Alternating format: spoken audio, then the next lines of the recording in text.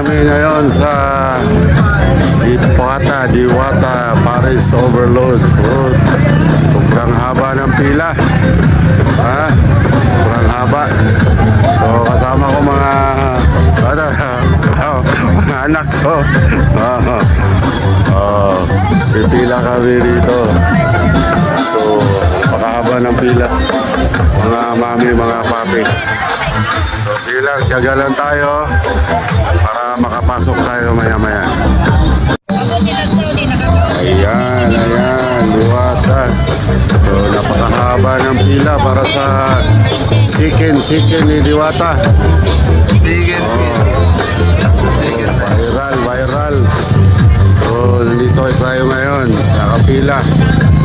Haba-haba pang pilahan to. Dito kami ngayon sa chicken line. Malapit-lapit na kami. So doon sa kabila yung Paris Overload.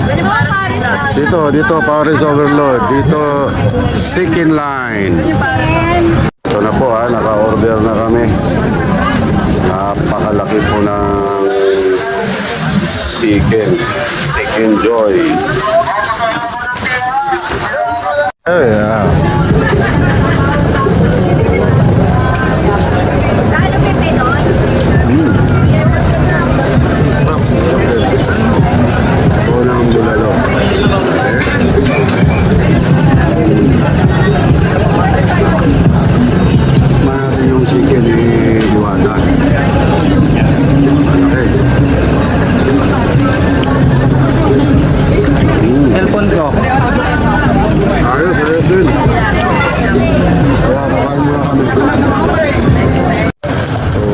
Sa mga oras na to, mga mami, mga papi, napakarami pa rin tao, no? So, tuloy-tuloy ang pagdating ng mga tao.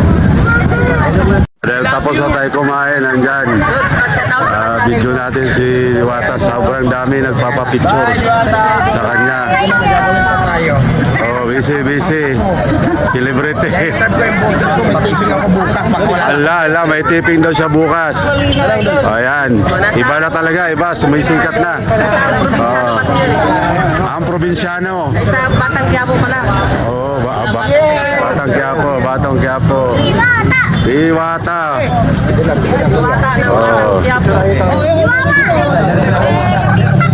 Ayan, tapos na kami kumain, mga mami, mga papi. So, pauwi na kami.